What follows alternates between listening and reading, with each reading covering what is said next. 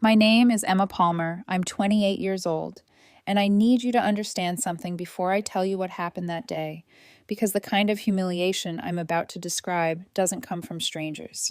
It comes from the person who gave birth to you. It started in the downtown convention center in Chicago, in an auditorium packed with families and friends, nearly 200 people dressed in their best clothes, phones raised high, ready to catch the moment their sons and daughters became police officers. It should have been the proudest moment of my life. Instead, it became a crime scene. I still remember the weight of my badge in my palm, how cold and solid it felt, like something real I could finally hold on to after 18 months of training that had scraped me down to bone. 18 months of grueling runs until my lungs burned. Defensive tactics that left bruises blooming across my ribs like dark flowers. Academic courses that challenged everything I thought I knew about justice and human behavior. 18 months of proving, mostly to myself, that I belonged here. Backstage, we stood in crisp dress uniforms, polished shoes, nerves tight in our throats.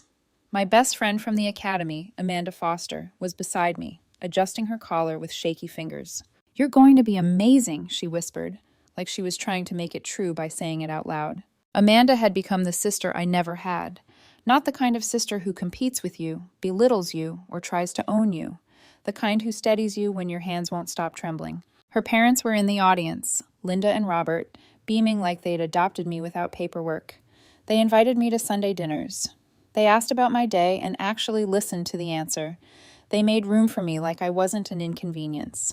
And Tyler Rodriguez was there too, my boyfriend. He'd held me together more times than I could count, through the worst training days, through the nights I'd stared at the ceiling wondering if I was making a mistake trying to build a life that didn't include my mother. The night before graduation, he took my hands across the table at our favorite Italian place in Little Italy and said, "Don't let anyone steal this moment from you." I believed him. I wanted to believe him, because my mother wasn't supposed to be there. Patricia Palmer.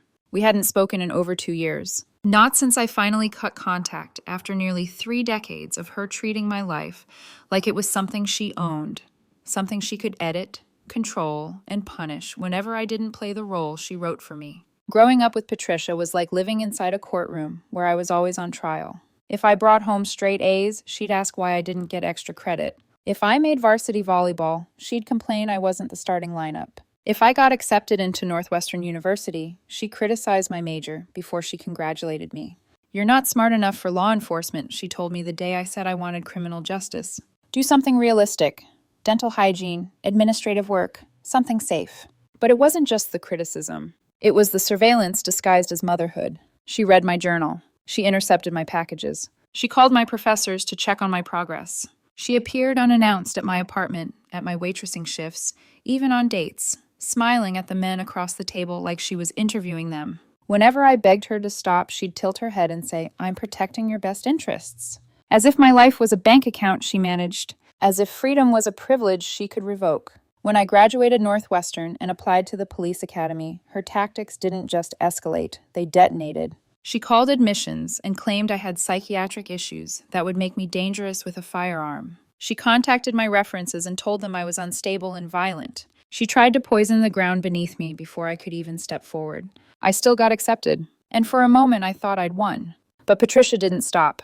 During training, she called my instructors claiming I abused prescription meds. She showed up demanding meetings with the academy director about my concerning behavior. She filed false reports with nearby departments saying I was impersonating an officer when I wore my training uniform off duty. Every time I had to sit across from someone in authority and explain, through clenched teeth, that my mother was the problem. One day during a mandatory session, the academy psychologist, Dr. Helen Morrison, looked at me with a kind of careful concern that made my stomach tighten. "Has your mother ever been diagnosed with any psychological conditions?" she asked. "She refuses help," I said.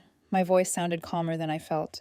"But she's always been controlling, paranoid. She sees conspiracies everywhere." Dr. Morrison's pen paused. "This level of interference in an adult child's life is deeply concerning," she said quietly. "You may need legal action to establish boundaries." That conversation was what finally pushed me over the edge. I changed my phone number. I moved to a new apartment in Pilsen without giving Patricia the address. I blocked her on every social media platform. I informed Academy administration and asked them to flag any contact from her as harassment. And for 18 months, silence. No calls. No surprise appearances. No fake reports. I let myself believe she'd finally accepted reality, that I was a 28-year-old woman capable of making her own decisions. So when Superintendent Davis called my name at graduation, when I stepped onto that stage, shoulders back, heart pounding, I felt something I'd never fully had before. Pride. He placed the badge in my hand, shook it firmly, and smiled. Congratulations, Officer Palmer, he said.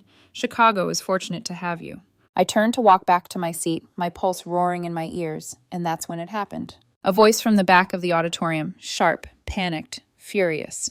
Officers, arrest that woman. She's been stalking and harassing me for months. The applause died so fast it was like someone sucked the oxygen out of the room. I froze mid-step, badge still gleaming in my palm. Every head turned, and before I even fully understood what I was hearing, I saw her pushing through the crowd like a storm given human shape, hair uncombed, blouse wrinkled, eyes wild. Patricia, my mother. She pointed directly at me with a trembling finger, clutching a manila folder stuffed with papers like it was a weapon. Ma'am, I managed, my voice cracking under the weight of 200 witnesses. This is my graduation ceremony. What are you talking about? Patricia's mouth twisted, as if my confusion insulted her. Don't play innocent with me, Emma, she spat. You know exactly what you've done. A sick heat spread through my chest. I felt Tyler moving somewhere in the audience, felt it without seeing it, the way you feel someone stepping toward you in a dark room. Amanda's face had gone pale. Superintendent Davis stepped forward, and several officers providing event security shifted into position. But Patricia didn't slow down. She was shaking now, not with shame, never shame, but with righteous fury. I have evidence, she screamed. Phone records, emails, everything. She's been terrorizing me. I could hear whispers rippling through the auditorium like wind through dry grass. I wanted to shout, to explain, to make the room understand that we hadn't spoken in 2 years. But there are some accusations that steal your voice before you can defend yourself. Because defending yourself makes you look guilty. And standing silent makes you look guilty too. Patricia opened her folder and began pulling papers out with frantic hands, scattering them across the polished floor. Pages fluttered like ugly confetti. She calls me at all hours, Patricia cried, threatening emails from fake accounts. She drives past my house, follows me to work. She's trying to destroy my life. Superintendent Davis raised his voice, firm and controlled. Ma'am, you need to calm down. This is a formal ceremony. You're disrupting it. I'm not leaving until you arrest her, Patricia shrieked, spit flying with the words. She's dangerous. She shouldn't be allowed to carry a badge. And then Lieutenant Sarah Thompson, veteran detective, calm like steel, moved through the aisle and approached my mother with measured authority. Ma'am, she said, I'm Lieutenant Thompson. Tell me your name and show me identification. Patricia fumbled through her purse as if she'd practiced this scene 100 times in her head. I'm Patricia Palmer, she snapped. And that's my daughter who's been stalking and harassing me for 2 years. 2 years. The lie landed in my chest like a punch. Lieutenant Thompson's gaze flicked to me, brief, unreadable, and then back to Patricia. Show me your evidence, she said. Patricia's eyes lit with something almost triumphant. She knelt and spread the pages out like she was presenting a case to a jury. And as Lieutenant Thompson leaned down to examine them, I realized something that turned my blood cold. Patricia hadn't come here just to ruin my graduation. She came prepared. She came to make sure that even with a badge in my hand, I still belonged to her. And I had a terrible feeling that this was only the beginning. Lieutenant Thompson didn't rush.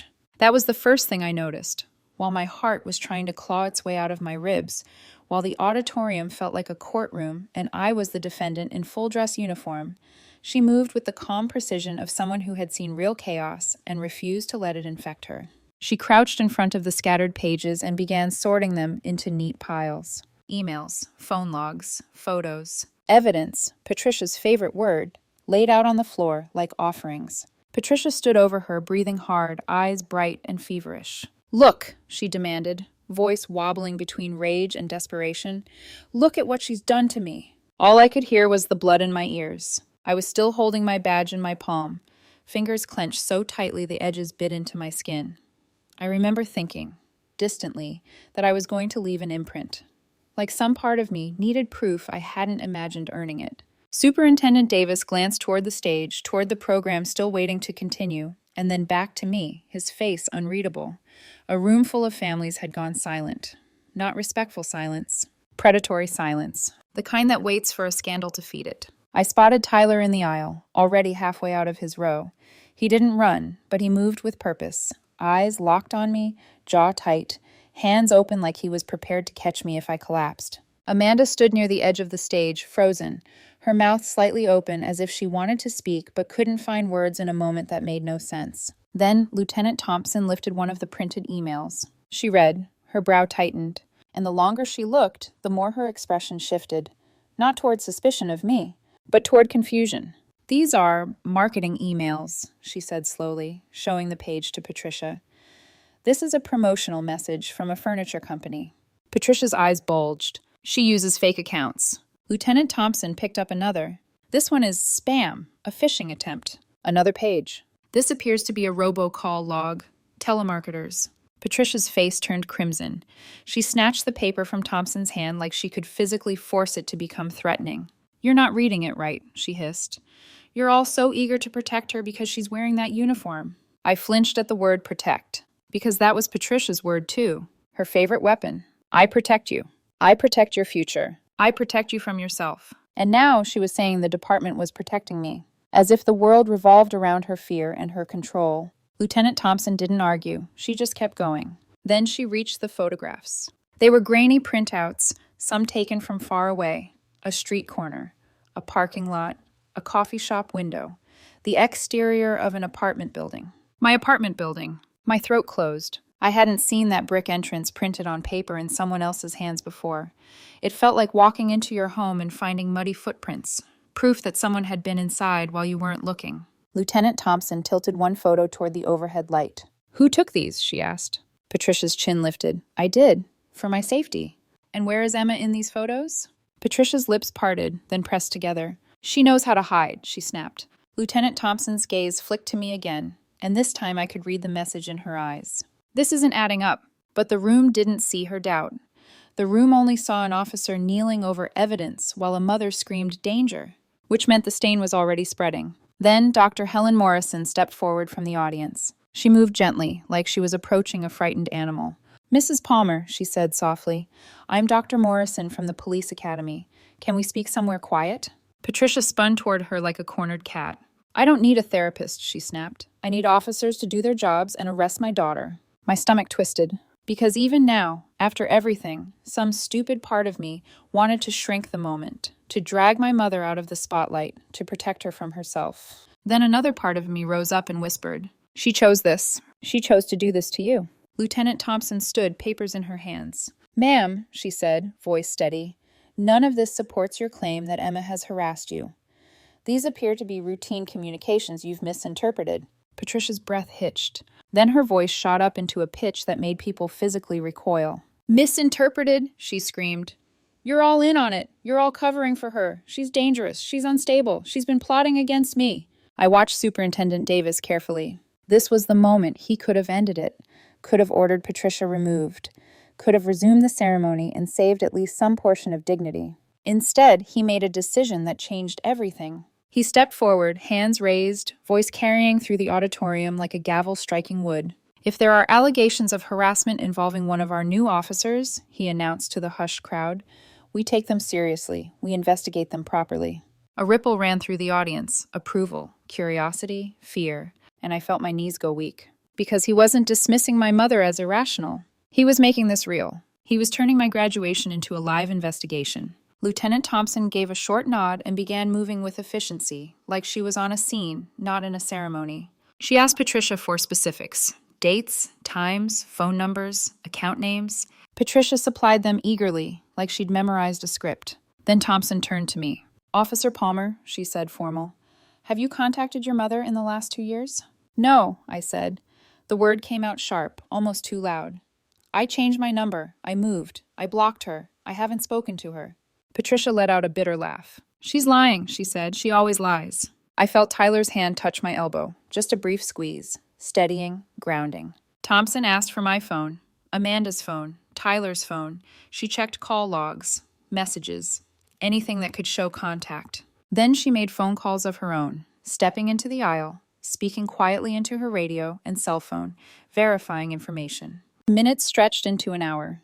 And while she worked, I stood there on display. I could feel people's eyes crawling over me. Some were sympathetic. Some were hungry. Some looked at me like I might suddenly snap and pull my service weapon out of thin air. At one point, I heard a woman whisper to someone beside her, "They say mothers always know."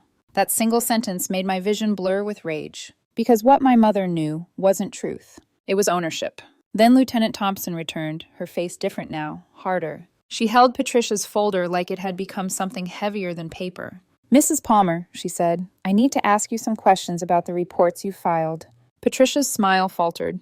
"What reports?" Thompson didn't blink. "You've filed multiple harassment complaints across Chicago jurisdictions over the past 2 years." Patricia's breathing sped up. "I had to," she said quickly. "She's been terrorizing me." Thompson's voice lowered, sharpened. "Ma'am, according to records, you filed 17 reports. 17. In different districts." A low murmur swept the auditorium. I sucked in a breath so hard it hurt. 17. I hadn't even known. Thompson continued, and every word felt like a door opening into a darker room I didn't want to enter. "You also hired a private investigator to follow Emma. There are payments documented, photographs of her apartment building, logs of her daily schedule." Patricia's face drained of color so fast it was almost frightening. That's not true," she stammered. "That's impossible." Thompson turned the folder toward her, pages neatly arranged now, no longer chaotic. "This is your handwriting," she said. "These are your notes. These are invoices. This is your email correspondence with the investigator." The room held its breath. I did too, because suddenly I understood something that made my skin crawl. Patricia hadn't come here confused. She came here armed. And she didn't just want to accuse me. She wanted to destroy me. Thompson's voice remained controlled, but there was steel beneath it. "Mrs. Palmer, filing false police reports is a serious crime. The evidence you've presented doesn't support your claims of harassment. In fact," she paused, eyes locking on my mother, "it suggests you've been surveilling and harassing your daughter." Patricia's mouth opened. No sound came out. Then she exploded. "No!" she screamed, backing away. "No! You're twisting it. She made me do it. She forced me. She's dangerous. She's dangerous." And in that moment, I saw it, the raw terror behind her fury. Not fear of me. Fear of losing control. Superintendent Davis gave a small nod to Thompson. The signal was almost imperceptible, but I saw it. Thompson stepped forward. "Mrs. Palmer," she said, "you are under arrest for filing false police reports, making false statements to law enforcement, and criminal harassment." 2 officers moved in. Handcuffs clicked. The sound was so loud in the silent auditorium it echoed in my skull. Patricia thrashed as they took her arms. "This isn't over," she screamed, voice cracking. "Emma, you hear me? This isn't over." She turned her head toward the crowd like she was casting a curse. "They're all blind. They're all blind. She's the real criminal." Tyler's grip tightened on my elbow as if he could keep me from falling apart. Amanda's eyes were wet, and I stood there with my badge still in my hand, staring at my mother being led away in cuffs at the exact moment my life was supposed to begin. As Patricia was dragged down the aisle, she twisted around one last time, eyes wild, and shouted the words that followed me like a shadow. "They'll see what you really are. They'll all see." Then the doors closed behind her, and the auditorium exhaled. But I didn't, because the worst part wasn't that my mother got arrested. The worst part was knowing, deep in my bones, that this wasn't a sudden breakdown. This was the end of a plan she'd been building for 2 years. And now that it had failed, I didn't know what she would do next. The graduation ceremony eventually resumed. That sentence still feels unreal when I say it out loud. Because how do you just resume after watching a woman get handcuffed and dragged out screaming that her own daughter is dangerous? Superintendent Davis returned to the podium, his voice steady, professional, determined to salvage dignity from wreckage. "Today," he said, "we were reminded why evidence matters, why procedure matters, and why law enforcement must remain grounded in facts, not emotion." People applauded. Cameras clicked. My classmates stood when instructed, sat when instructed, smiled when they were supposed to. And I sat there in my chair, my new badge pinned to my chest now, feeling like it weighed 100 pounds. I smiled when Amanda nudged me. I nodded when Tyler whispered that he was proud of me. But inside, I was numb. Because even though Patricia had been arrested, even though the evidence had cleared me completely, the accusation had already done its damage. I saw it in the looks. Some people stared with sympathy, some with curiosity, and some with something far worse, doubt. The ceremony ended. Families spilled into the lobby, hugs and photos everywhere.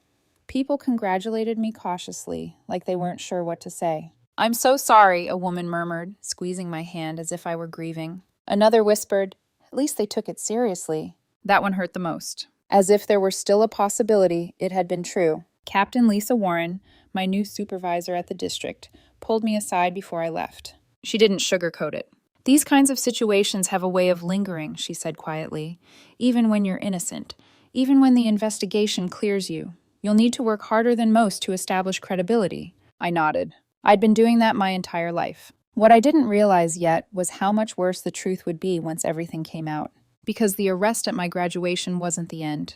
It was the beginning of the unmasking. The criminal case against Patricia moved faster than anyone expected. Once investigators started pulling threads, the entire fabric of her story unraveled. Lieutenant Thompson called me in 2 weeks later and laid everything out on the table. Patricia hadn't just filed false reports in Chicago. She'd filed them in surrounding suburbs too. 17 in total. Each one describing a slightly different version of the same fantasy.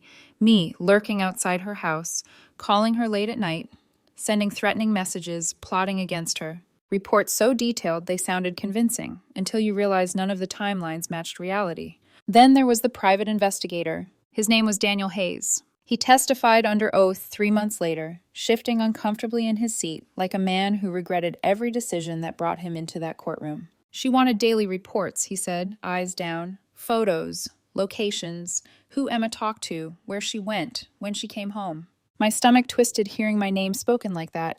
"She asked me to document her daughter's schedule down to the minute," he continued. "When I told her it seemed excessive, maybe even illegal, she fired me." The prosecutor asked, "And what did she say when you questioned her motives?" Hayes swallowed. "She said, if I don't control her, she'll destroy herself." The courtroom went quiet. I closed my eyes, because I'd heard that sentence my entire life. Then came the digital evidence. Forensics experts testified that the threatening emails Patricia claimed I sent had originated from her own devices. Her phone, her laptop, her IP address. She had created fake accounts, sent herself messages, then carefully archived them like trophies. Bank statements showed thousands of dollars paid to multiple investigators. Text messages to friends described surveillance missions. Recorded calls captured her making reports in trembling voices, rehearsed fear layered over calculated details. And then Dr. Rebecca Sanders took the stand, a forensic psychologist with calm eyes and no patience for theatrics.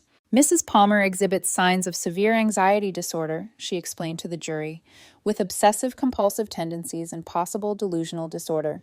She paused, then delivered the sentence that finally made everything make sense. "She has constructed an elaborate fantasy in which her adult daughter is dangerous because she cannot accept her daughter's independence." I felt something inside me crack open. Not relief, not satisfaction, understanding. The verdict was unanimous. Guilty on all charges. At sentencing, Judge Robert Martinez didn't soften his words. "Mrs. Palmer," he said, peering over his glasses, "you attempted to destroy your daughter's career and reputation through systematic lies. You abused the legal system and wasted critical law enforcement resources. 3 years in prison, 5 years of supervised probation, mandatory mental health treatment." Patricia didn't look at me when the sentence was read. She stared straight ahead, lips pressed tight, like she was still the wrong party. The consequences didn't stop there. Her employer, the Department of Family Services, placed her on immediate administrative leave when the charges became public. After the conviction, her license was permanently revoked. "We cannot allow someone with a criminal conviction for filing false police reports to work with vulnerable families," her supervisor wrote in the termination notice. Friends disappeared. Her book club asked her not to return. Neighbors avoided her. And then Aunt Carol, my aunt, Patricia's sister, testified too. She cried on the stand. "I defended her for years," she admitted. "I told Emma she was being ungrateful, but this is stalking. This is lying. She needs help, and I can't pretend otherwise." I didn't feel victorious. I felt hollow. Because the trial didn't expose a monster. It exposed my childhood. Every boundary violation. Every invasion. Every moment I'd been told I was imagining things. All of it laid bare in a courtroom for strangers to dissect. When it was over, I went back to work. Community policing in Lakeview. Domestic disputes. Mental health crises. People in pain lashing out. And suddenly, I understood them in ways training manuals never could. I worked harder than anyone. I had to, because every success felt like proof that my mother had been wrong. And every mistake felt like confirmation that she'd been right all along. At night, I lay awake replaying her screams from the auditorium. This isn't over. I didn't know yet how much of my future would be shaped by what she'd already done. But one thing was clear. The trial didn't just convict my mother. It finally freed me from the lie that I owed her my life. Prison changes people. Or at least that's what we're told. Sometimes it just strips away the last illusion that there was ever anything underneath. Patricia began writing to me 3 months into her sentence. The first letter arrived in a plain white envelope, my name written in careful, almost elegant cursive, like she wanted the handwriting itself to prove she was different now. I didn't open it right away. I left it on the kitchen counter for 2 days, moving it aside every time I made coffee, feeling its weight without touching it. When I finally did read it, the words were careful, measured. I realize now that my behavior was wrong, she wrote. I was terrified of losing you. I created problems that didn't exist. Therapy language. Polished remorse. The kind of apology that never quite reaches the word I'm sorry without a condition attached. She asked to rebuild our relationship when she was released. She said she was getting help. Real help. I showed the letter to Dr. Morrison, who had continued seeing me long after the academy. She read it quietly, then looked at me over the edge of her glasses. What do you want to do? She asked. Nothing.